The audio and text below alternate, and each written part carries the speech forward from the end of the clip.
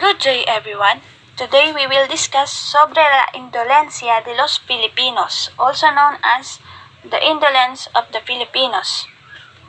First, let's define indolence. Indolence means laziness or the lack of inclination to work o katamaran sa Tagalog. Indolence of the Filipinos, ito ay isang sanaysay na sinulat ni Rizal bilang depensa para sa mga Indio na kung saan tinawag na tamad ang mga Pilipino ng mga kolonyal na Espanyol. Pinakita dito ni Rizal ang madaming katuwiran at halimbawa upang ihayag ang sinasabing indolence ay isang epekto lamang ng dehumanizing conditions na kung saan ang mga Indio ay sapilitang mabuhay. Dinagdagan ni Rizal ang kahulugan ng indolence. Ito ay the inclination to live off the labor of others. Inamin ni Rizal na tamad ang mga Pilipino. Pero ito ay dahil sa init ng klima sa ating bansa. Lubhang nakapagpapapawis at nakapanghihina ang init. At madalas silang sumilong sa lilim. Ang init ay nakapagpapalusog sa lupa kaya ang mga pananim ay hindi kailangan laging alagaan. Sinabi ni Rizal na hindi namamana o likas ang katamaran sa mga Pilipino. Noong panahon ng Kastila, ang totoo, bago dumating ang mga Kastila, ang mga Pilipino ay may masiglang pakikipagkalakalan sa mga Intsek, Hapon, Arabe at Malay. Naging laganap lamang ang katamaran ng mga Pilipino noong panahon ng mga Kastila. Dahil sa masamang palakad ng pamahalaan, tiwaling pagtuturo ng relihiyon at dahil sa ugali na rin ng mga Kastila. Ayon kay Rizal, ang kawalan ng diwa ng pagkakaisa ay sanhi ng katamaran ng mga Pilipino. Dahil kung walang pagkakaisa ang mga mamamayan, wala silang lakas na hadlangan ang mapaminsalang hakbang ng pamahalaan at iba pang pwersa ng lipunan. Wala ring pagsusumigasig upang maisagawa ang mga bagay na makapagpapaunlad sa nakararami. Ang lahat kung gayon ay hindi kikilos parang isang bayang patay. Kaya sa konklusyon ay sinabi ni Rizal, ang tao sa Pilipinas ay isang individual. Hindi siya mamamayan ng isang bansa. Kung titingnan ay ang mga Kastila ang may sala sa pagiging tamad ng mga Pilipino. Kung tutuusin, ay gustong mag-aral ang mga Pilipino subalit walang pag-aralan kung mayroon man ay kulang sa gamit at tamang salalayan ng karunungan. Gusto din magnegosyo ngunit walang perang pampuhunan at kawalan ng proteksyon mula sa pamahalaan.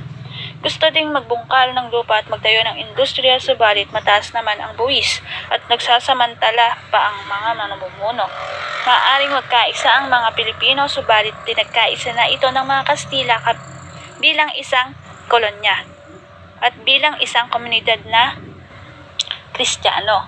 Ganon din na malamang ay hahadlangan ng mga Kastila ang iba pang uri ng pagkakaisa para sa ikaaayos ng mamayan. Sinabi ni Rizal na ang indolent o ang tamad ay ang mga Kastila at hindi ang mga Indio dahil ang Peninsulares ay ninais ang magandang buhay ng walang paghihirap o pagtatrabaho.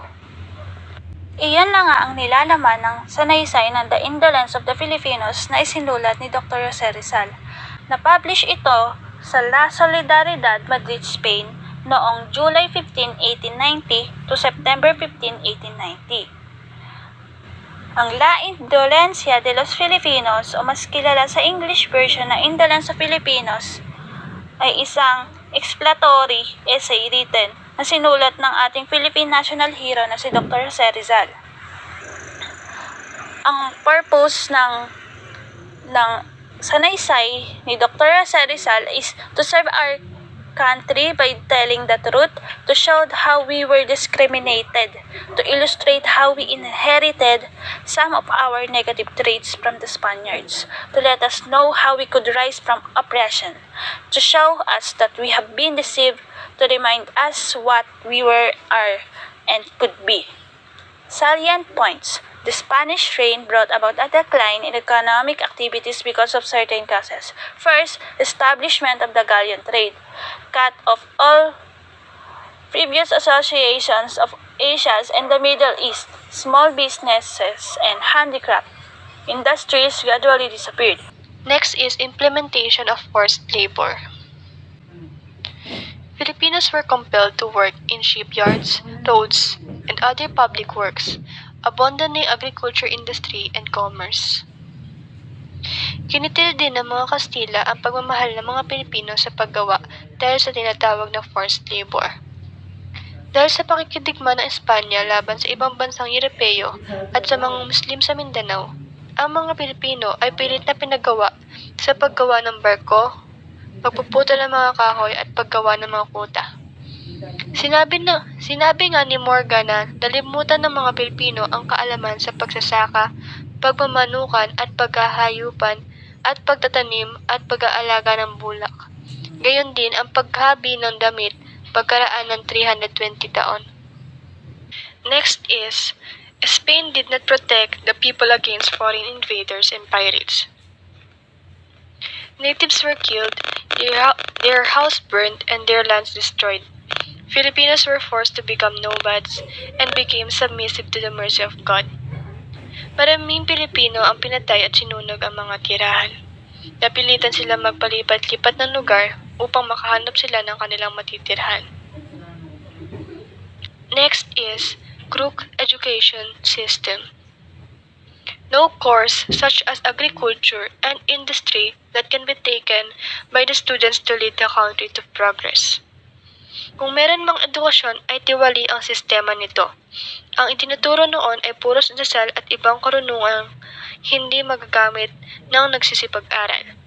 Walang kursong pang-agrikultura, pang-industriya at iba pa na lalong kailangan noon ng Pilipinas. Next is, Spanish rulers were bad example to despise manual labor. Officials reported to work at noon and left early, all the while doing nothing in line with their duties. Hindi tama ang pinakita ng mga namumunong Kastila. Tanghali na kung pumasok sa opisina at maaga kung umalis. Gayong wala namang nagagawa kundi magbasa ng dyaryo at pumirma ang mga opisyal. Ang mga babae ay sinusundan ng mga alila at pati ang pagbibihis at pagpapaypay ay ang mga ito pa ang gumagawa. Next is, gambling was established. There were cockfights every day. Friars and government officials were forced to engage in all sorts of gambles during the feast days. Hinayaang lumaganap ang sugal. Halos araw-araw ay may sabong at kumpista. Ang mga pinunong bayan at mga praile ang nagpapasimuno ng kung ano-anong sugal. Next is crook system of religion. Friars taught the native Filipinos that it would be easier for a poor man to enter heaven. Mali ang pagtuturo ng relihiyon. Itunuro ng mga praile sa mga mangmang na Pilipino na ang mga dukha ay makakarating sa langit at ang mga mayayaman ay matutungo sa impyerno. Next is extremely high taxes. Huge portion went to the government or friars, exploited and reduced to inaction. Mataas ang buwis na ipinapataw sa mga Pilipino. Sa pamahalaan o sa mga praile na pupunta ang mga kalakhan ng bahagi ng kanilang inaani. Another thing that might add that had caused the indolence is the lack of unity among the Filipino people. Ayon kay Rizal, ang kawalan ng diwa ng pagkakaisa ay sanhi ng katamaran ng mga Pilipino.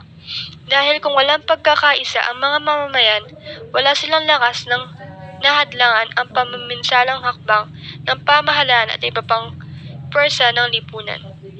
Wala rin pagsusumigasig upang maisagawa ang mga bagay na nakapagpaunlad sa nakakarami. Ang lahat kung gayon ay hindi kikilos, parang isang bayang patay. Kaya sa konklusyon ay sinabi ni Rizal, ang tao sa Pilipinas ay isang individual, hindi siya mamamayan ng isang bansa. I will discuss the summary of indolence of the Filipino. In Chapter 1, sinasabi dito na ang indolence o pagiging tamad ay likas na sa mga Pilipino. Ang climate daw ay isa sa nagiging sanhi ng indolence o katamaran ng mga Pilipino. A hot climate requires of the individual quiet and rest, just as cold incites to labor and action. Kapag mainit daw yung panahon, hindi ba mas gusto na lang natin na magpahinga at huwag kumilos dahil sa init ng panahon. Kapag mainit kasi parang wala tayong energy kaya nakakatamaran na lang natin na kumilos. At kabaliktaran naman nito ay kapag malamig yung panahon, mas ginaganahan daw kumilos at magtrabaho ang mga Pilipino. Pero sabi dito, a man can live in any climate if he will only adapt himself to its requirements and conditions.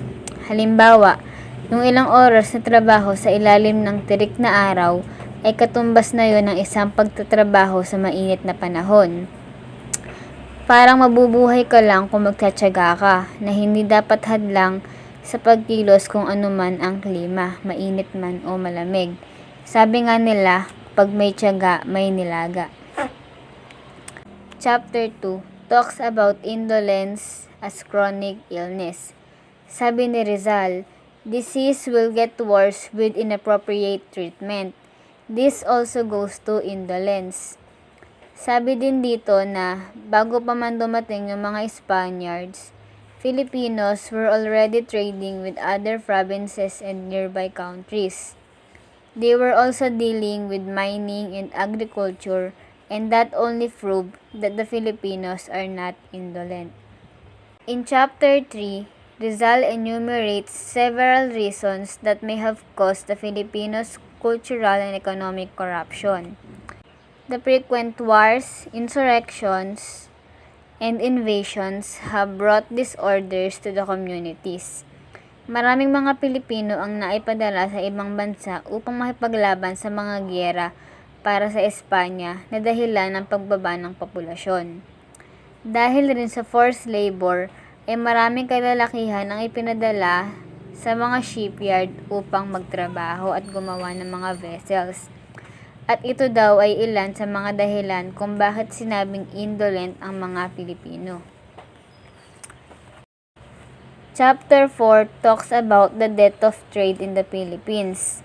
According to Rizal, Filipinos are not the reasons for their own misfortunes since they are not held responsibility for their lives. Walang sabi-sabi ay pinatigil at pinaghigpitan ng mga mananakop ang pangangalakal at paggawa at naging dahilan ito ng pag-alis ng mga magsasaka sa bukid. Maging ang mga business at pagsusugal ay kinontrol din ng mga government officials. Mayroong katuruan na sinasabing bakit pa daw magtatrabaho, rich men don't go to heaven daw, which is wrong. Tama naman na hindi madadala ang kayamanan sa langit, pero hindi iyon dahilan para hindi magtrabaho at hindi kumilos. Gayon din ay nagkaroon ng diskriminasyon pagdating sa edukasyon, at ang mga ito ay iilang sanhi ng pagkawalang halaga ng mga Pilipino. Chapter 5 Rizal stated that the causes of indolence can be reduced into two factors. First is the limited education and training of Filipinos. Filipinos do not receive the same treatment or opportunities unlike the Spaniards and other high-class society. Also, bine-brainwash din sila para maging inferior. The next factor is the absence or lack of unity among the Filipinos o yung kawalan ng pagkakaisa upang hadlangan ng pamamahala o pamahalaan. Dahil sa mababa ang tingin ng mga Pilipino sa kanilang sarili, ay sinasaalang-alang nila ang kultura ng ibang bansa. Among all these, the solution would be education and liberty according to Rizal.